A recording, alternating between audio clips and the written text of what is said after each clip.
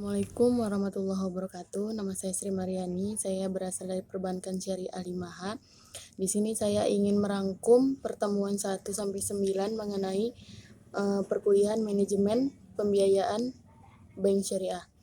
Yaitu pada pertemuan pertama materinya tentang konsep dasar pembiayaan. Nah, jadi di sini kita telah mempelajari yaitu kegunaan utama bank. Yang pertama itu adalah penggunaan data, yang kedua adalah sumber dana, dan yang ketiga adalah jasa-jasa perbankan. Lalu yang ada fungsi-fungsi bank yaitu menyalurkan dana, lalu menghimpun dana, dan yang terakhir adalah melakukan transaksi-transaksi keuangan.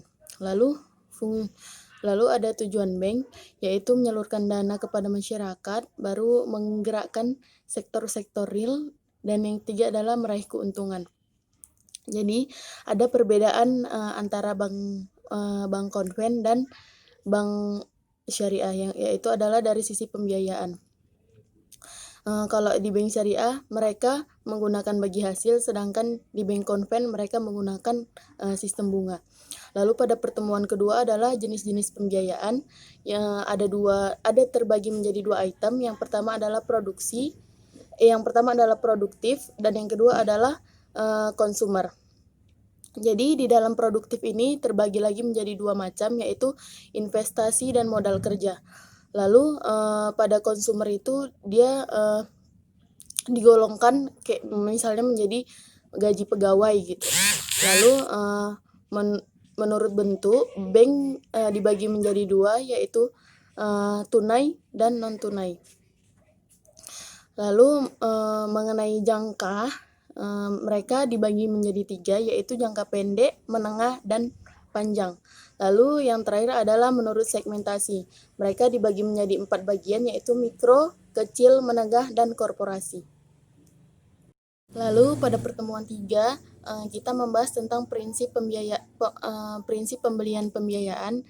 Ini ada 5 unsur, yaitu 5C, yaitu karakter, yaitu kepribadian. Lalu yang kedua kapiti atau kemampuan.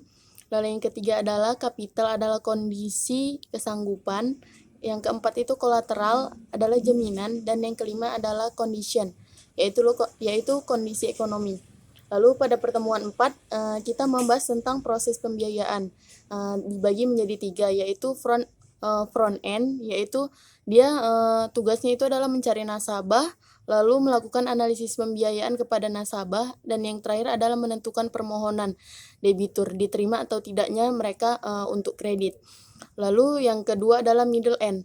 Mereka menyediakan infrastruktur pembiayaan. Lalu yang kedua adalah mereka tugasnya melakukan administrasi pembiayaan, dan yang terakhir adalah memelihara portofolio. Dan yang terakhir adalah backhand. Di sini tugas mereka adalah menentukan langkah penyelamatan.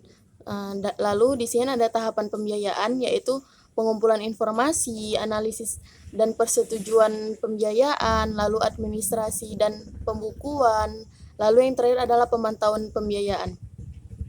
Lalu pada pertemuan 5 kita membahas tentang tahapan pembiayaan yang sudah kita bahas di pertemuan 4, yaitu seperti pengumpulan informasi, analisis dan persetujuan pembiayaan, administrasi pembukuan dan pemantauan, dan lain sebagainya. Lalu di pertemuan 5 ini juga membahas tentang permohonan pembiayaan, yaitu yang pertama itu informasi keuangan, informasi jaminan, jumlah pengajuan, tujuan pembiayaan, dan jangka waktunya. Lalu di sini juga ada namanya bank checking. Di sini ada 2 item, yaitu plafon atau outstanding pembiayaan, lalu yang kedua adalah kolektabilitas nasabah. Lalu pada pertemuan 6 kita membahas tentang the beauty of Syariah banking. Jadi di sini kita membahas tentang unsur-unsur bank, yaitu ada namanya deposan, mereka harus bersifat adil, lalu bank syariah harus seimbang. Lalu yang ketiga adalah debitur atau maslahat. Yang keempat adalah pendapatan yang bersih, halal, dan maslahat. Selanjutnya pada pertemuan 7 kita membahas tentang analisa pembiayaan produktif. Jadi di sini kita membahas tentang aspek-aspek yang penting. Yang pertama itu adalah aspek yuridis, merangkum tentang legalitas usaha, kajian syariah, legalitas permohonan, dan lain sebagainya. Lalu yang kedua adalah aspek manajemen. Lalu, yang ketiga itu adalah aspek produksi, yang keempat, adalah aspek pemasaran. Jadi aspek pemasaran ini dibagi menjadi 2, yaitu aspek keuangan. Dia mencakup laporan-laporan keuangan, lalu yang kedua adalah aspek jaminan dan asuransi. Jadi di sini mencakup, kayak jaminan-jaminan ataupun asuransi. Lalu pertemuan ke-8 dan 9 itu, dirangkap menjadi 2, yaitu tentang analisis kualitatif dan kuantitatif. Jadi di sini, dia membahas tentang materi yang sebelumnya, yaitu tentang aspek yuridis. Jadi di sini dijabarkan lagi tentang legalitas permohonan itu gimana, legalitas subjek pembiayaan itu gimana, legalitas usaha itu gimana, dan kajian syariah itu gimana.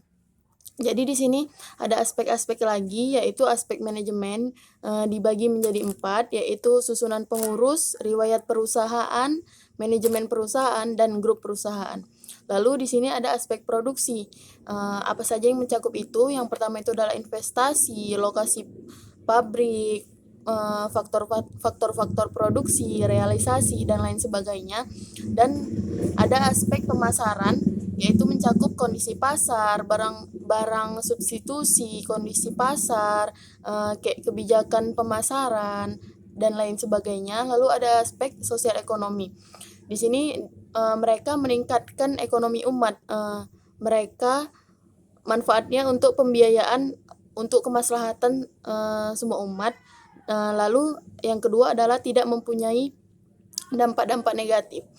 Lalu yang terakhir adalah, kayak analisa kualitatif, dia mencakup 2 item. Yang pertama itu aspek keuangan dan dan laporan keuangan. Jadi, apa saja yang mencakup, aspek keuangan, dia mencakup pencatatan, penggolongan, dan peringkasan. Sedangkan laporan keuangan itu, bertugas untuk mengetahui bagaimana laporan keuangan di suatu perusahaan. Kayak misalnya laporan laba rugi, neraca, dan arus kas. Demikian dari saya, kurang lebihnya saya mohon maaf. Assalamualaikum warahmatullahi wabarakatuh.